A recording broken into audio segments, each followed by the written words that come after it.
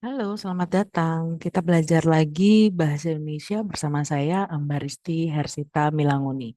Ya, topik kita di pertemuan ini adalah kohesi dan juga koherensi. Jadi, supaya teman-teman itu bisa menuliskan sebuah paragraf dengan tepat, maka teman-teman perlu tahu bagaimana sih hubungan kohesi dan koherensi itu sendiri, ya. Pertama, kita cari tahu kohesi itu apa sih ya. Jadi kalau kita lihat kohesi itu adalah keserasian hubungan antar unsur dalam sebuah paragraf yang ditandai oleh satu substitusi, dua repetisi, tiga sinonim, dan empat konjungsi. Apa itu substitusi? Ya, yang kita tahu substitusi itu adalah proses atau hasil penggantian suatu unsur bahasa oleh unsur lain dalam kalimat atau paragraf. Nah, substitusi ini nanti ditandai dengan adanya penggunaan kata ganti atau kata tunjuk. Ya, sebagai contoh, kalau untuk kata ganti, kita bisa pakai kata dia, ia, beliau, nya, dan juga mereka. Kemudian untuk contoh kata tunjuk, kita bisa pakai kata ini, itu, tersebut, demikian, di sana, dan juga berikut. Nah, ini digunakan untuk mensubstitusi atau menggantikan sebuah kata. Yang kedua, adanya repetisi. Jadi dalam satu paragraf itu wajar kalau teman-teman menggunakan kata yang sama, ya. Eh, Tidak semua bisa disubstitusi, ya, maka boleh menggunakan bentuk repetisi. Jadi repetisi itu adalah pengulangan kata yang sama di dalam kalimat yang berbeda dalam satu paragraf. Misalnya teman-teman lagi membicarakan topik tentang dolar gitu ya. Maka di paragraf yang sama atau bahkan di teks yang sama, di satu teks itu dari beberapa paragraf itu kata dolar diulang berkali-kali. Maka itu bisa dikatakan sebagai bentuk repetisi. Yang ketiga adalah sinonim. Sinonim itu adalah kata yang mempunyai makna yang mirip dengan kata yang digantikan. Jadi bukan persamaan kata ya, tapi makna kata. Oke, contohnya adalah kata berbagai itu beberapa, matahari itu adalah mentari. Nah, yang keempat ada yang namanya konjungsi. Nah, konjungsi ini nanti yang jauh lebih eh, banyak ya teman-teman. Tapi tentu saja konjungsi tidak untuk dihafalkan ya. Konjungsi itu adalah kata hubung yang berfungsi untuk menghubungkan kata dengan kata, kalimat dengan kalimat, paragraf dengan paragraf. Nanti di bagian konjungsi akan ada materi tersendiri ya.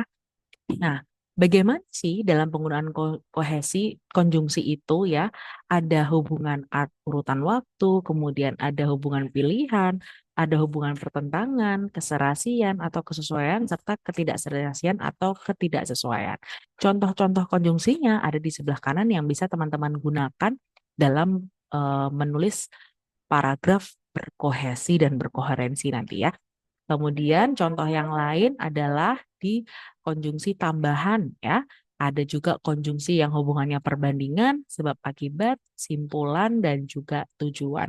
Masing-masing dari konjungsi ini nanti diletakkan sesuai dengan eh, tempat yang semestinya ya. Dan juga disesuaikan dengan kebutuhan kalimat teman-teman supaya kalimat itu menjadi kohesi dan juga koherensi. Nah, sebagai contoh ya, kalau dalam kohesi, misalnya dalam satu teks ada dua paragraf. Kalimat pertama sampai kalimat kelima ini adalah satu paragraf. Paragraf pertama ya maksud saya, kalimat 6 sampai kalimat 9 ini adalah paragraf kedua. Maka hubungan kohesi itu dari paragraf satu itu dilihat dari kalimat satu sampai dengan kalimat 5. Kemudian di paragraf yang kedua itu dilihat dari kalimat 6 sampai kalimat 9. Maka kalimat satu sampai kalimat 5 pada paragraf satu itu harus satu gagasan pokok. Tidak boleh lebih dari satu gagasan pokok. Maka harus berkesinambungan satu sama lain. Contohnya ya, kalimat satu ngomongin Pantai Banyuwedang. Ya, dia ada di kawasan Bali Utara, menawarkan fenomena alam unik yang jarang ditemukan di tempat lain. Air laut di sepanjang garis pantai inilah terasa hangat. Maka di kalimat dua ini menjelaskan bagaimana kondisi pantai Banyuwedang. Di kalimat ketiga, kehangatan air tersebut tidak berasal dari sinar matahari, Hangatnya air laut di kawasan Bali Utara tersebut disebabkan oleh aktivitas panas bumi dari Gunung Prapat Agung.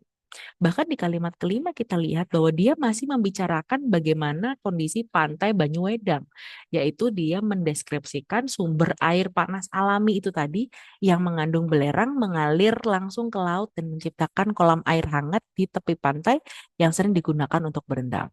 Pun sama dengan paragraf yang kedua ya teman-teman.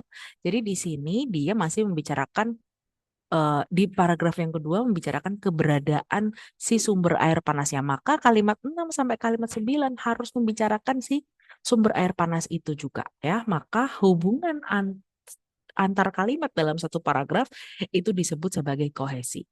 Bagaimana kira-kira untuk koherensi? Koherensi itu adalah kepaduan antar gagasan di dalam satu paragraf. Syarat paragraf yang koheren itu memiliki satu gagasan pokok tadi yang sudah saya sampaikan ya dan tidak mengandung kalimat sumbang. Jadi misalnya dia ngomongin dolar, kalimat 1 sampai 5 ngomongin dolar, nanti kalau misalnya ada satu kalimat lagi di paragraf itu, kalimat 6 misalnya nggak ngomongin dolar tapi ngomongin eh, di luar topik dolar gitu ya atau lampu mati di sana, maka itu tidak boleh dituliskan ya atau nanti jadinya tidak koheren. Kita lihat ya perbedaannya ya teman-teman.